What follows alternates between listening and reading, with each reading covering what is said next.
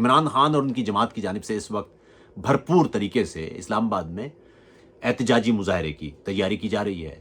ان کی جماعت کے رہنما بھی اور سوشل میڈیا پر جو ان کے کارکنان ہیں, ان سے وابستہ افراد, وہ سب زور و شور سے آخری کال کے نام سے, فائنل کال کے نام سے وہ لوگوں کو بتا رہے ہیں کہ کتنا ضروری ہے. علیمہ خان جو ہمشیرہ ہیں عمران خان کی, انہوں نے بتایا کہ اس کے اغراض و مقاصد کچھ یوں ہیں کہ ایک تو عمران خان کی رہائی, دوسرا جو فروری میں انتخابات ہیں اس میں مینڈیٹ چوری کے خلاف لوگوں کا احتجاج اور حقیقی آزادی. گزشتہ روز انہوں نے جمہوریت کے 3 ستون بھی بتائے عمران خان کے حوالے سے کہ اس پر بھی بڑی لوگوں نے مذاق اڑایا ان کا. خیر, اہم بات یہ ہے کہ یہاں پر مقبول بیانیہ تو آپ کے سامنے ہے, لیکن آئیے اس پورے مقبول بیانیے کے پس منظر میں جا کے دیکھیں اور دیکھیں کہ اصل میں مقاصد کیا ہیں. پہلی بات یہ ہے کہ اگر 8 فروری کو انتخابات میں دھاندلی ہوئی ہے, جو کہ ہوئی ہے, تو اس مینڈیٹ چوری یا اس انتخابی دھوکے یا فراڈ کے خلاف فائنل کال کیسے؟ فائنل کال سے کیا مراد ہے؟ کیا اس احتجاج کے بعد دوبارہ احتجاج نہیں کریں گے, مان لیں گے؟ اس سوال کا جواب کوئی نہیں ہے. اگلی بات, عمران خان کی رہائی سے کیا مراد ہے صاحب؟ آپ لوگ لے جائیں گے اور عمران خان کو رہا کروائیں گے, یعنی لوگ کروائیں گے؟ اگر عمران خان قید ہیں اور آپ کو لگتا ہے یا کسی بھی جماعت کو لگتا ہے کہ ان کے خلاف جو مقدمات ہیں وہ جعلی ہیں یا سیاسی بنیاد پر ہیں اور ہیں, تو ایسے میں کریں گے کیا؟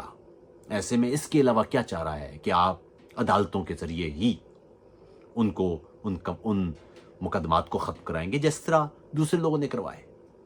دوسرے لوگوں کے ساتھ بھی کوئی کم تو نہیں ہوا. اس سے بھی زیادہ اہم بات یہ ہے کہ یہ جو جملہ ہے حقیقی آزادی, کیا کہنا چاہ رہے ہیں آپ؟ حقیقی آزادی کیا ہے؟ تو صاحب اصل میں معاملہ یہ ہے, عمران خان صاحب کو جس طرح 9 مئی کو امید تھی کہ وہ اس سے پہلے ایک پورا گراؤنڈ بنا چکے تھے کہ پاکستانی فوج کے اندر ایک بغاوت ہو جائے, اور وہ چاہتے تھے کہ اس انداز سے ان کی مرضی, فوج سے پاکستان کی رہائی نہیں چاہتے تھے وہ, یہ سمجھ لیجئے گا, کیونکہ فوج سے رہائی چاہنے والے لوگ تو جمہوری ہوتے ہیں, تو فوج سے نہیں. وہ یہ چاہتے تھے کہ ان کے مخالف فوج کا جو دھڑا ہے وہ پیچھے ہٹ جائے اور ان کا جو حامی فوج کا دھڑا ہے جنرل فیض والا وہ اوپر آ جائے. یہ تھی ان کی کل کہانی. اور ان کو ایک طرح سے پورا یقین بھی تھا کہ 9 مئی کو جو عاصم منیر کے خلاف ایک بغاوت ہوگی, اندرونی طور پر عاصم منیر کو ہٹا دیا جائے گا اور اس کی مرضی کی فوج آ جائے گی اور اس کے بعد پھر دمادم مسئلہ اندر ہو جائے گا. لیکن وہ معاملہ ہوا نہیں. اور اب یہ جملے کہ نہیں ہم نے تو ایسا کچھ کیا نہیں تھا. اگلی بات یہ کہ اب انہوں نے دوبارہ وہی سوچا ہے کہ وہ تو معاملہ نہیں ہو سکتا, اور وہ جو فوج کے اندر بغاوت والا معاملہ ہے وہ تو شاید اس پہ کوئی آگے نہیں بڑھے. اب ان کا اگلا طریقہ یہ ہے کہ بنگلہ دیش کی طرز پر, اس کا انہوں نے تیاری بھی کی ہے. اس میں پی ٹی آئی کے رہنما مسلسل کہتے رہے ہیں کہ بنگلہ دیش کی طرز پر انہوں نے آگے بڑھنا ہے. ان کے سوشل میڈیا اکاؤنٹس مسلسل یہ کہتے رہے ہیں کہ بنگلہ دیش کی طرز پر انہوں نے کوئی انقلاب لانا ہے. اچھا, بنگلہ دیش میں کیا ہوا ہے؟ بنگلہ دیش میں یہ ہوا کہ جو اوپر کی ایلیٹ ہے, جب اس نے دیکھا کہ ایک طویل عرصے تک حسینہ واجد وہ وزیر اعظم ہے اور انہوں نے سارے کا سارا اختیار اپنے قابو میں کر لیا ہے, یعنی جمہوریت کے نام پر آنے والی ایک جمہوری تحریک ان کے والد نے کی, اور اس بنیاد پر انہوں نے بنگلہ دیش کی آزادی کی راہ چنی اور ہزاروں لاکھوں لوگوں کی جان گئی, اور وہ یہ تھی کہ اس ملک میں جمہوریت ہوگی.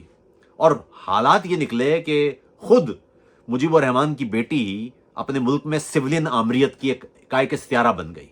تو اوپر ایلیٹ نے دیکھا ہوگا کہ آپ کیا کریں, کسی اور سیاسی جماعت کے لیے, کسی اور سیاسی رہنما کے لیے کوئی راستہ ہی نہیں چھوڑا گیا. جو اپوزیشن میں تھے پہلے انہوں نے نشانہ بنایا حسینہ واجد کی حکومت نے, جو جماعت اسلامی کے لوگ تھے, ایک ایک چن کر کے ان کو مار دیا. ایک 2 نمبر قسم کا ایک ٹریبیونل بنایا گیا جال سازی پر مبنی, اور اس کے ذریعے انہوں نے آزادی کے مخالف کے نام سے, اور لوگوں کو جو نا وہ رجاکار کے نام سے ان کو پکارا جاتا ہے, وہ لوگ جنہوں نے پاکستان کی اس وقت حمایت کی ہوگی, اور اس الزام پر ان کو ایک کے بعد ایک لوگوں کو مار دیا گیا. اس کے بعد جتنی بھی اپوزیشن تھی اس کو اٹھا کے انہوں نے جیلوں میں بھیج دیا. تو لٹرلی پریکٹیکلی حسینہ واجد کے سامنے کوئی اپوزیشن موجود ہی نہیں تھی. ایسے میں فوجی آشیرواد سے اور پولیٹیکل ان کے اپوزیشن تھی اس کی آشیرواد سے ایک تحریک شروع ہوئی, और उस तहरीक के जरिए हसीना वाजिद को निकाल दिया गया, लेकिन निकाल तो दिया गया। तो चूंकि जमहूरी तरीका इख्तियार नहीं किया गया, नतीजा क्या निकला? नतीजा ये निकला साहबो कि अब बांग्लादेश एक और खला के अंदर चला गया है, यानी एक आमरीत से निकल के उससे बदतरीन आमरीत का शिकार हो गया है। इस वक्त वहां पर ना हिंदू महफूज हैं, ना अकलियतें महफूज हैं, और ना अब हसीना वाजिद की पार्टी महफूज है। यानी कोई भी आदमी जिसके बारे में पता चल जाए कि हसीना वाजिद की पार्टी का है, उसको बिल्कुल वैसे ही मार दिया जाता है जिस तरह हसीना वाजिद के दौर में उनके मुखालिफिन को मारा जाता था। तो फायदा क्या हुआ? यानी उस ऐसे इनकलाब का आपने क्या अचार डालना है जिसमें मुखालिफत की जगह ही ना हो? जिस तरह हसीना वाजिद के दौर में उनके मुखालिफिन को मारा जा रहा था, अब उनके मुखालिफिन मिलकर हसीना वाजिद के हामियों को मार रहे हैं। तो फायदा क्या निकला इसमें से? अब अगला मामला क्या है? इमरान खान साहब की अब कोशिश ये होगी गालिबन कि वो किसी तरह से एक बड़ी तादाद में इस्लामाबाद में पहुंचे और हुकूमत का तख्ता उलट जाए। जिस तरह बांग्लादेश में उन्होंने बड़ी कोशिश की, पहले तलबा वाला ये जालसाजी पर मबनी वो जो कॉलेज वाला मामला था, कॉलेज में वो जिनसी हरासानी वाला या जिनसी ज्यादती वाला, वो जानबूझ के पीटीआई ने मुसलसल ताकत दी उसको कि किसी तरह से तलबा का इस्तेमाल करके और मुल्क में डिस्टेबलाइज किया जाए इस पूरे सिस्टम को, लेकिन वो हुआ नहीं मामला। इस दफा भी देखिएगा क्या होना है। लेकिन अहम बात यह है कि इंटेंशन देखें आप। इंटेंशन यह है कि ज्यादा लोग ला के हम इमरान खान को छुड़ा लेंगे जेलों से, या हम हुकूमत का तख्ता गिरा देंगे, यानी ये इंटेंशन है। अब मुसीबत ये है कि अगर आप एक जमहूरी रास्ते से ये काम नहीं करते, और मैं समझ सकता हूं ये बड़ा मुश्किल काम है पाकिस्तान में, क्योंकि एक पूरा सिस्टम है जो जमहूरियत के आड़े आया हुआ है, और वो ज़ाहिर है वो आस्ता आस्ता ठीक होना है। अब मसला ये है कि 8 फरवरी के इंतखाबात में धांधली हुई है, ये मैंडेट वापस कर दें, लेकिन जो 2018 के इंतखाबात में धांधली हुई है उस मैंडेट पर कभी कोई पीटीआई का आदमी नहीं बोलता। दोनों इंतखाबात में धांधली हुई है, लेकिन फर्क यह है कि इनके तरीका वारदात में फर्क था। 2018 में जो धांधली हुई है वो एक तवील मुद्दती तरीके से हुई है। 2011-2012 से फौज ने पुष्पदाई शुरू की है इमरान खान की।